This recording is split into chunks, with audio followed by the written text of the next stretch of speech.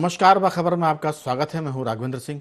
आज हम बात करने वाले एक ऐसे देशव्यापी मुद्दे पर जिसका संबंध अपराध से भी है और अपराध रोकने के तरीके से भी है। दरअसल ये बात इसलिए हो रही क्योंकि सुप्रीम कोर्ट ने पिछले दिनों एक फैसला दिया कि अपराधियों के घर ना तोड़े जाएं। अब इसका परसेप्शन या नैरेटिव ये बन गया कि जो मुहिम उत्तर प्रदेश सरकार ने शुरू की थी कि कोई अपराध में शामिल है, लिप्त है, चाहे वो बलात्कार का हो, हत्या का हो, उसके घर तोड़ दिए जाते थे। अब ये सिलसिला यूपी के साथ साथ मध्य प्रदेश, राजस्थान और बाकी राज्यों में भी शुरू हो गया।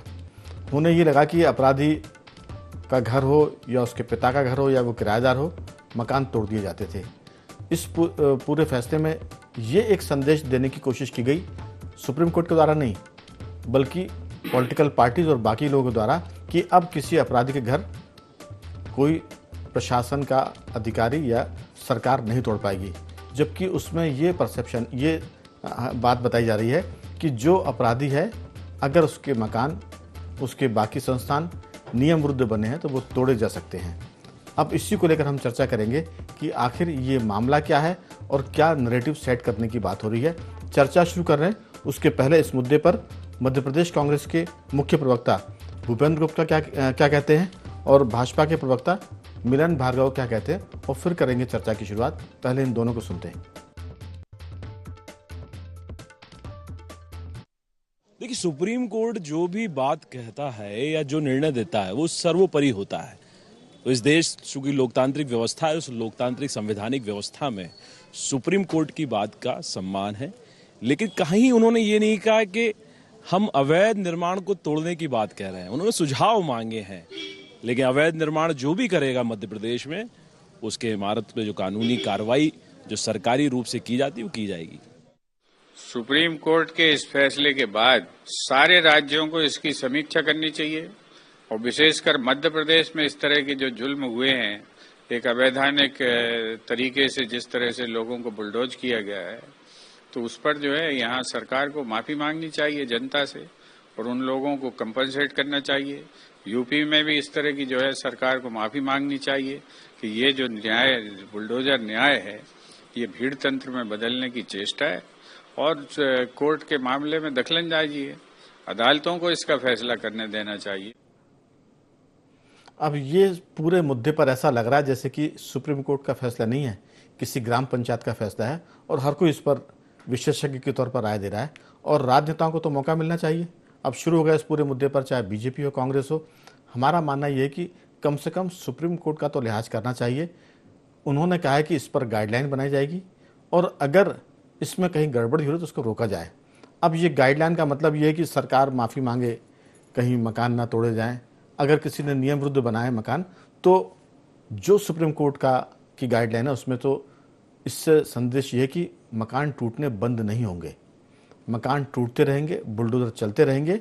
और अगर इसमें कहीं नियम विरुद्ध काम हो रहा है, जैसा मध्य प्रदेश और राजस्थान की दो घटनाएं, एक घटना मध्य प्रदेश की ऐसी कि अपराधी के पिता के अपराधी जहां रहता था वो किराए का घर था, आरोपी जो था उस किराए के घर को ही तोड़ दिया गया। अब उस मकान मालिक का क्या दोष है? तो एक घटना ये है और एक घटना राजस्थान की जहां एक युवक ने चाकूबाजी करती थी और उसके बदले उसके पिता का घर तोड़ दिया गया था। तो ये दो घटनाएं तो समझ में आती है, लेकिन सरकार माफ़ी मांगे और नहीं तोड़े जाएंगे तो फिर तो ऐसा लग रहा है कि जैसे सुप्रीम कोर्ट की गाइडलाइंस है, अपराधियों में खुशी की लहर दौड़ गई है और उनके जो पैरोकार हैं वो कहने लगे कि साहब ये बिल्कुल नहीं होना चाहिए।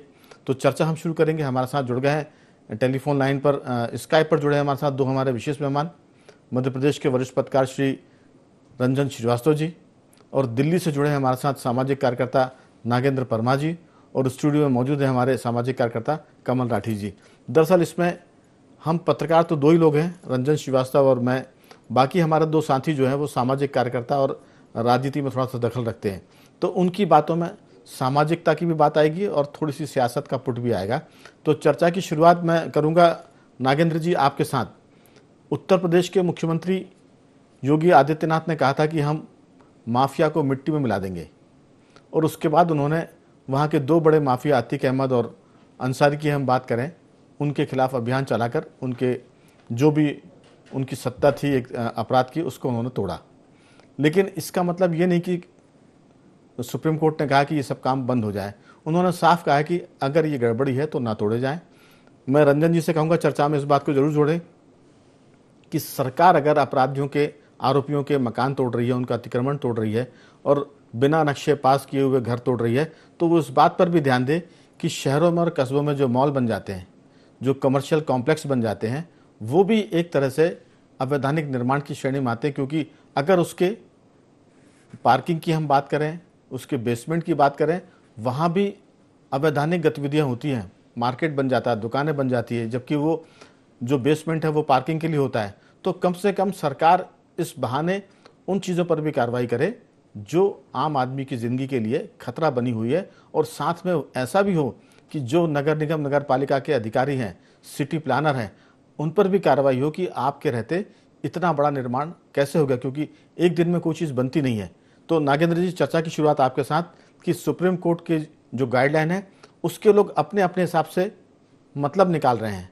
कांग्रेस अपने हिसाब से निकाल रही है, अपराधियों में खुशी की लहर दौड़ाने की कोशिश हो रही है।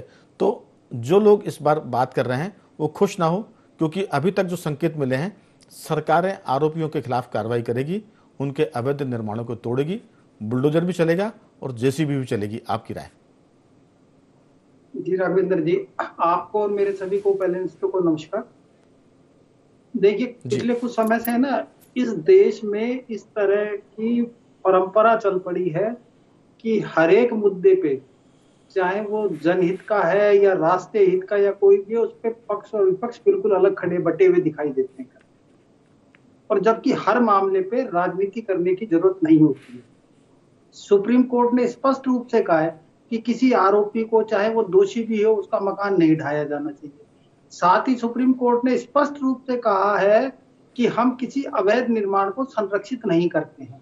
सॉलिसिटर जनरल ने स्पष्ट रूप से रखा है कि किसी भी को अपराध में आरोपी होने की वजह से मकान नहीं ढाए गए हैं। ये मकान अवैध निर्माण थे, और अवैध निर्माण थे तो इनको नोटिस दिया गया, और नोटिस देने के बाद इन पे कार्रवाई की गई है।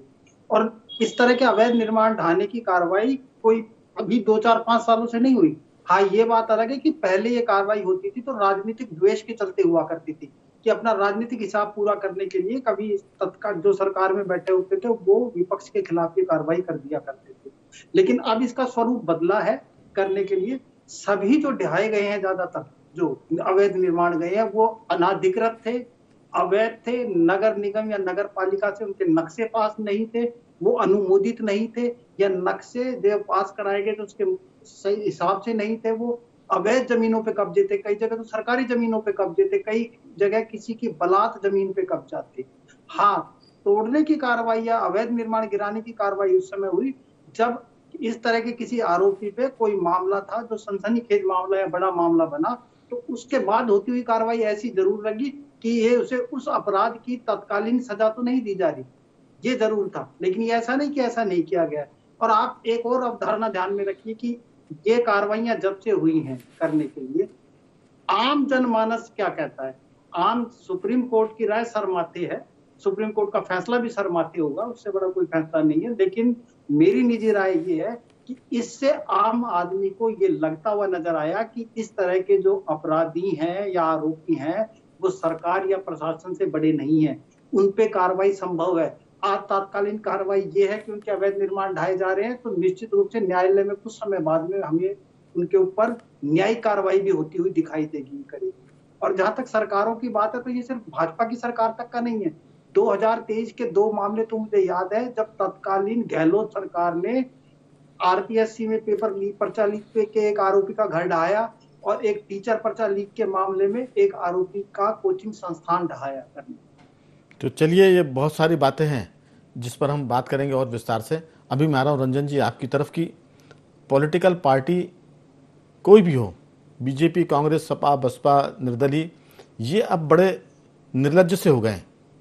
इन्हें इस बात से कोई मतलब नहीं है कि सुप्रीम कोर्ट का फैसला अगर उनके वोट बैंक के पक्ष में है तो वो उसकी तारीफ करते हैं, अगर सुप्रीम कोर्ट का फैसला उनके वोट बैंक के खिलाफ है तो वो आलोचना ना करेंगे, लेकिन उसकी प्रशंसा तो नहीं करते हैं।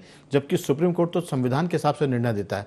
मैं इसके 2 एग्जाम्पल दूंगा। एक तो ताज़ा अभी की आरोपियों के घर ढहाने के मामले में सुप्रीम कोर्ट ने गाइडलाइन बनाने की बात की और उसका उन्होंने कहा कि सभी पार्टियों से उस पर विचार किया जाए और उसके लिए एक आदमी को डेप्यूट कर दिया, एक वकील को। दूसरी बात यह कि अभी हाल के दिनों में सुप्रीम कोर्ट का एक फैसला था कि आरक्षण के मामले में जो क्रीमी लेयर है उसको इस सुविधा से रोका जाना चाहिए। आप देखिए कि एक परिवार का आदमी 2-3 पीढ़ियों से आईएएस और आईपीएस अफसर बनते चले जा रहे हैं और उसी वर्ग के, उसी कौम के बाकी लोग सड़क पर हैं।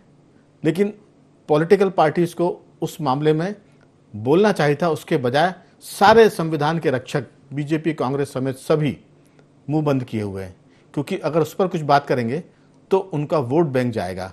तो ये जो वोटों की राजनीति कर रहे हैं उनको संविधान से और सुप्रीम कोर्ट से कोई लेना देना नहीं है, उनको वोट से मतलब है। और ये जो अपराधियों के पक्ष में खड़े हो रहे हैं वो भी इसलिए खड़े हो रहे हैं क्योंकि अपराधी के वोट भी उनको चाहिए। ये जो निर्णय जिस पर हम चर्चा कर रहे हैं, इसमें आपकी राय जरूर चाहेंगे कि क्या सुप्रीम कोर्ट ने ऐसा कुछ कहा है कि आदमी एक सिरा लेके दौड़ने लग गया कि सरकारों को माफ़ी मांगनी चाहिए और अब ऐसा नहीं होगा और वैसा नहीं होगा। इसमें जो पार्टियां इन्वॉल्व हो रही हैं, जो प्रशंसा कर रही हैं, उस पर भी आपकी टिप्पणी, क्या ऐसा करना चाहिए? नहीं राघवन जी, सुप्रीम कोर्ट ने बड़ा नपातुला जजमेंट दिया है जी। और एक दिन का जजमेंट नहीं है, ये बहुत समय से चला रहा था। और अगर आप याद करें तो सुप्रीम कोर्ट ने एक तरह से एडवाइस भी जारी किया था, एक तरह से स्ट्रिक्चर भी पास किया था सरकार के ऊपर, खासकर यूपी को लेकर के, जिस वक्त मकान गिराए जा रहे थे। उसके स्ट्रिक्चर के पास भी बाद भी लगातार मकान गिराए जा रहे थे। अभी मध्य प्रदेश में छतरपुर में गिरा है बड़ा मकान। दिक्कत यह है कि जो आप क्रिमिनल को पनिशमेंट कर दिखाना चाहते हैं, कई बार जो इनकाउंटर होता है उसको, इनकाउंटर का भी एक रूप है। इनकाउंटर में आदमी को, क्रिमिनल को गिराते हैं, इसे मकान गिरा रहे हैं उसका। तो जनता इसलिए खुश होती है कि इंस्टेंट जस्टिस दिखता है। चलो ठीक है, क्योंकि सबको पता मोहल्ले में बदमाश कौन है, क्रिमिनल कौन है। तो क्रिमिनल पे जब कोई एक्शन होता है, इनकाउंटर होता है, तो यूजुअली ये जानते हुए भी किस तरह से इनकाउंटर होता है अभी हम जानते हैं, फिर भी जनता नहीं बोलती है। मजिस्ट्रेट को भी पता होता है कि कैसे उसमें इनकाउंटर हुआ है, वो तुरंत पकड़ सकता है। लेकिन कई बार पुलिस बच जाती, चलो इसने कुछ काम तो किया, चलो ठीक है, क्रिमिनल कम हुआ। लेकिन जब मकान गिरता है राघवन जी, तो मकान में पूरा परिवार तबाह हो रहा है। आप खुद, हम लोग विजुलाइज करें सिचुएशन को, हमारा मकान मान लीजिए गिर जाता है, हमारे बच्चे हैं, पर कहाँ पे जाएगा? क्या ऐसी सिचुएशन है कि हमारे मकान का, हमारे जो बच्चे हैं, परिवार है, पत्नी है, किसी जाम में सड़ रहे और महीनों महीनों जाकर वहां रह पाएंगे? तो मकान केवल अपराधी का नहीं है, मकान पूरे परिवार का है। दूसरी बात, मुझे डाउट है, और बिल्कुल मैं डाउट का मैं कंफर्म्ड हूँ, ये जो नोटिस की बात चल रही है, ये बिल्कुल ऐसा नहीं हो रहा है, केवल फर्जी बातें हैं कि नोटिस से गिराया जा रहा है। अगर नोटिस से गिराया जा रहा होता तो गिरा दिया गया होता। जब अपराध कोई होता है या कोई पत्थरबाजी घटना होती, फिर मकान गिरा देते हैं। और तीसरी जो खतरनाक बात है इसमें राघवन जी, प्रशासन और पुलिस के लिए बड़ा अच्छा लगता है, नगर निगम जैसे चीजें, जैसे जो संस्थाएं हैं, उनको लगता है जो मूल चीजें है उससे सरकार का ध्यान हट गया। आपने वाहवाही बटोर ली, लेकिन जो रूट काज है उसका, जो क्राइम का, रेप का मामला है, पत्थरबाजी है, उसका जो जड़ में जो चीजें हैं वो किनारे हो जाती है, उस पर ध्यान नहीं जाता है। जैसे मैं बलात्कार की बात कहूंगा, मध्य प्रदेश में जब 12 साल तक की लड़कियों के ऊपर जो रेप होते हैं उसको लेकर के मृत्युदंड का प्रावधान किया गया, बिल पास हुआ, बिल आया गया, पास हुआ। तो शासन का संकल्प है कि उसमें केवल सजा देकर के आप नहीं रोक पाएंगे, आपको जो पोर्नोग्राफी है उस पर अटैक करना पड़ेगा, एल्कोहलिज्म को रोकना पड़ेगा, ड्रग एडिक्शन, सूखा वाला जो ड्रग चल रहा है पूरे स्टेट में चल रहा है, उस पर रोकना पड़ेगा। जब तक नहीं रोकेंगे आप, तो आप क्राइम को, रेप को नहीं रोक सकते हैं। तो मकान गिराने से रेप नहीं रोक पाएंगे आप याद कीजिए राघवन जी, जो कलकत्ता में रेप केस हुआ है, उसके क्लिप में जो क्रिमिनल है, सो कॉल्ड एक्यूज्ड है, उसके मोबाइल में क्लिप पाए गए पोर्नोग्राफी के, और शराब भी पिए हुए था जी। ऐसे बहुत से रेप हो रहे हैं। मध्य प्रदेश में ऐसे रेप हुए, जिसमें जबलपुर का मुझे याद है, पुलिस ने कहा कि पोर्नोग्राफी का एक यूज्ड था, वो पोर्नोग्राफी देखा करता था क्रिमिनल। तो जब त्वरित न्याय होता है, कंगारू कोर्ट जैसी चीजें होती है, मकान गिरा देते हैं, वाहवाही मिलने लगती है, तो जो मूल विषय है वो किनारे हो जाते हैं, ढक जाते हैं, फिर एक्शन ले लेते हैं एकदम। दूसरा जो मैं 1 मिनट 30 सेकंड लूंगा आपका जी। जो मकान अतिक्रमण हो रहा है, जो बन रहा है, एक दिन में तो बना नहीं है, सालों साल में बना है। छतरपुर में अगर 4000 स्क्वायर मीटर, 10,000 स्क्वायर मीटर मकान खड़ा हो गया, तो उसमें क्या बिना नगर निगम के देखी या जो नगरीय निकाय है उसके बिना देखे हो गया, अधिकारियों नहीं पता रहा होगा उनके खिलाफ क्या एक्शन होता है, उनके खिलाफ एक्शन लीजिए, उनको भी, इनका भी घर गिराइए। ऐसा होता नहीं है। तो ये जो कंगारू कोर्ट वाली फीलिंग है, ये समाज के लिए खतरनाक है और कानून के लिए खतरनाक है। ये सुप्रीम कोर्ट की फीलिंग है। बिल्कुल। असल में आपकी बात में दो चीज़ ध्वनित हो रही हैं। एक तो ये कि सरकार का जो तंत्र है वो अवैध अतिक्रमण होते समय क्या सोता रहता है, और जब कोई अपराध होता है तो फिर वो उसकी आड़ में उस मकान को ढहा देते हैं। दूसरी बात ये कि अगर अपराधी है तो फिर उसकी धमक होती है प्रशासन पर भी और आम आदमी पर भी। वो कब्जे करता है, वो सरकारी जमीन पर अतिक्रमण करके मॉल बना देता है, वो उसको जितना नक्शा पास होता है उससे ज़्यादा पे वो घर बना लेता है। तो प्रशासन के लिए कार्रवाई करने में तकनीकी रूप से ये सुविधा है कि वो कोर्ट को ये बता सके कि हमने अपराधी के अपराध के चक्कर में मकान नहीं तोड़ा है, बल्कि उस आरोपी के मकान का निर्माण ही गैरकानूनी था, उस हिस्से को तोड़ा है। तो लेकिन परसेप्शन ये बन रहा है, नरेटिव ये बनाया जा रहा है देश भर में कि अब सरकार ऐसे किसी अवैध निर्माण को नहीं तोड़ पाएगी जिसमें उसके घर का मालिक अपराध में लिप्त है। तो हमारी चर्चा में ये हमारा कहना है कि वो जो सुप्रीम कोर्ट ने कहा है वो गाइडलाइन बनाने के निर्देश दिए गए हैं, इसमें कोई शक नहीं कि दो चार घटनाएं ऐसी घटी हैं, लेकिन वो बुलडोजर रुकना बंद नहीं होगा। जो अपराधी तत्व और अपराधी तत्वों के जो हिमायती हैं वो इस बात की खुशी मना रहे हैं कि अब अपराध करने वाले का मकान प्रशासन नहीं तोड़ पाएगा। तो ये मुझे लगता है कि ये क्लियर करने की ज़रूरत है कि सरकार वो मकान तो तोड़ेगी क्योंकि वो बना गैरकानूनी रूप से है। अगर नक्शे के विरुद्ध आपने बनाया है तो चाहे आपने अपराध किया हो या ना किया हो, प्रशासन तोड़ सकता है, लेकिन प्रशासन इसमें भी तब तोड़ रहा है जब वो उनके घर का अपराधी है। तो मेरा कहना ये कि ये बहुत सारी बातें हैं, लेकिन हम एकेडमिक चर्चा की तरफ नहीं जाना चाहते क्योंकि कई बार धर्म की रक्षा के लिए अधर्म करना पड़ता है। कई बार कानून का इकबाल बुलंद करने के लिए प्रशासन को ऐसी कार्रवाई करनी पड़ती जिससे अपराधियों में दहशत पैदा हो। इसमें कोई शक नहीं कि योगी आदित्यनाथ ने जो अभियान शुरू किया था उससे अपराधियों में और अपराध करने वालों में दहशत है, और ख़ासतौर से जो अभी नए नए अपराधी बनने वाले हैं उनके परिवार के लोग उनको जरूर कहते होंगे कि ऐसा मत करो जिससे हमारा घर टूट जाए। तो कमल राठी जी, कानून का हंटर तो अपनी जगह चल रहा है, लेकिन प्रशासन का हंटर जब चलता है तब चीज़ें और सुधरती है। इसमें कई बार गड़बड़ियाँ भी होती है क्योंकि प्रशासन दूध का धुला नहीं है। प्रशासन को तो हम ये कहते हैं कि वो कई बार सिर से पैर तक काला है, लेकिन जब ऐसी कोई घटनाएं होती है तब उसकी चमक दिखती है, और वो चमक से ऐसा लगता है कि हम जैसे आम आदमी खुश हो जाते हैं कि गुंडे का, बदमाश का घर टूट गया, अच्छा हुआ उसको। लेकिन ये जो रंजन जी ने कहा है, अंतिम मैं बात जोड़ूंगा कि आखिर नगर निगम का अमला क्या सोता रहता है? अतिक्रमण 1-1, 2-2 एकड़ के रकबे में होता है, सरकारी जमीन पर कब्जे किए जाते हैं। तो इसमें यह भी हो कि जो अधिकारी सो रहे हैं उन पर भी कार्रवाई किया जाए। घर तो तोड़े जाएं, लेकिन वो अधिकारियों पर भी कार्रवाई हो, वो नौकरी से बर्खास्त किए जाएं। सस्पेंड करना कोई सजा नहीं होती है, उन पर फाइन हो, उन पर एक्शन हो। आपकी राय? नहीं, बिल्कुल। देखिए, इसके 2-3 पहलू और एक तो माननीय सर्वोच्च न्यायालय ने इस पे कोई अंतिम अपना फैसला नहीं दिया है। गाइडलाइन बनाने के निर्देश दिए हैं। ये उनका ऑब्जर्वेशन था, फाइंडिंग थी जी, जिसपे अलग अलग ढंग से इंटरप्रिटेशन लोग कर रहे हैं। सुप्रीम कोर्ट में ये माना गया था कि भाई अगर कोई अपराधी है तो इसका ये मतलब नहीं कि आप उसका घर या उसकी प्रॉपर्टी को नुकसान कर देंगे। वहाँ गवर्नमेंट कहेगी, अपना अपना पहलू रखेगी। लेकिन जो आपने कहा, इसके 2 पहलू हैं। अपराधी का घर टूटना, धमक होना एक अच्छा मैसेज समाज में तो जा रहा है, तो वहाँ तक तो ठीक है। लेकिन इसके छींटे अन्य जगह भी जब पड़ने लगेंगे, अगर सरकार की कोई नीति के खिलाफ आपने आवाज़ उठाई, एक आम आदमी की, मैं राजनीतिक दल की बात नहीं कर रहा हूँ, क्योंकि राजनीतिक दल तो कहीं ना कहीं पर्दे के पीछे एक हैं, वो सब पीछे कहीं ना कहीं सब अपने आप को एडजस्ट कर लेंगे। लेकिन आम आदमी ने आवाज़ उठाई या किसी नगर निगम के अफसर के खिलाफ हमने कोई शिकायत करी, तो बस चलो वो अफसर कल बुलडोजर लेके पहुंच जाएगा। क्योंकि कोई भी ऐसा घर हिंदुस्तान का नहीं होगा जो नक्शे के अनुसार बना हो।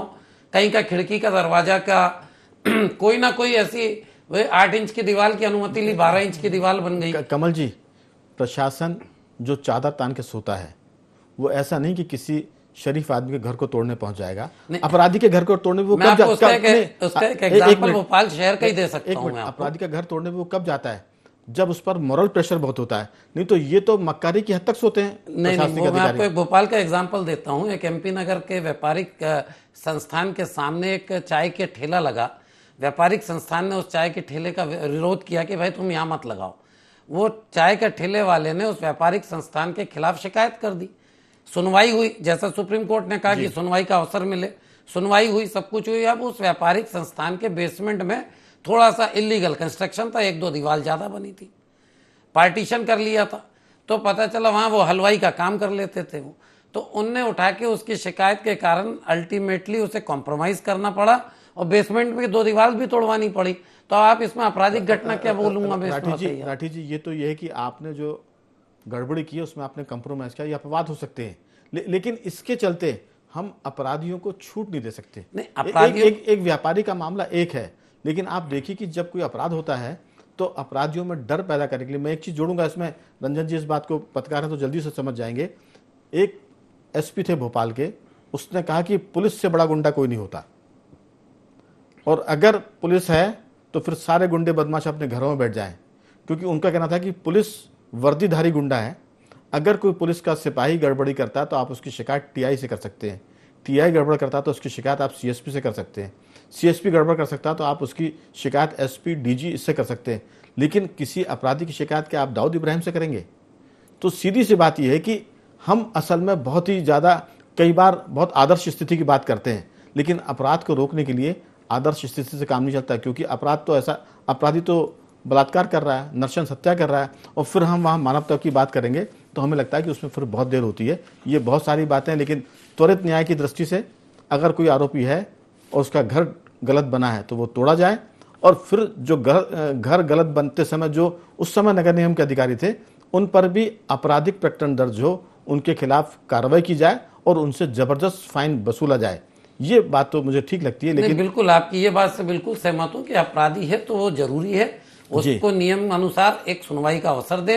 अवैध निर्माण है बिल्कुल तोड़े, लेकिन उस अवैध निर्माण करवाने वाले उस नगर निगम के अधिकारी बिल्कुल, या फिर उस राजनेता जिसके संरक्षण में वो अवैध निर्माण हुआ, बिल्कुल उसमें भी कार्रवाई। मुझे लगता है कि जो गाइडलाइन बनाने की बात हो रही है रंजन जी, उस गाइडलाइन में जब लोगों के सुझाव आएंगे तो जो हम सब बातें कर रहे हैं ये आम जनता की बातें कर रहे हैं, और ये सब बातें गाइडलाइन में आएंगी और फिर सुप्रीम कोर्ट इन सब को मुझे लगता है कि समाहित करके कोई ऐसा फैसला या निर्देश देगा जो सबके लिए मुझे लगता है कि सुकून पैदा करने वाला होगा। आपकी राय रंजन जी? देखिए, सुप्रीम कोर्ट ने बड़ा एक कासस हो के जजमेंट ऑब्जर्वेशन दिया है जी, और उन्होंने खुद कहा है, जैसे नागिन जी बोल रहे थे, कि हम जो अवैध अतिक्रमण निर्माण है उसको हम प्रश्रय नहीं देना चाहते, प्रमोट नहीं करना चाहते हैं।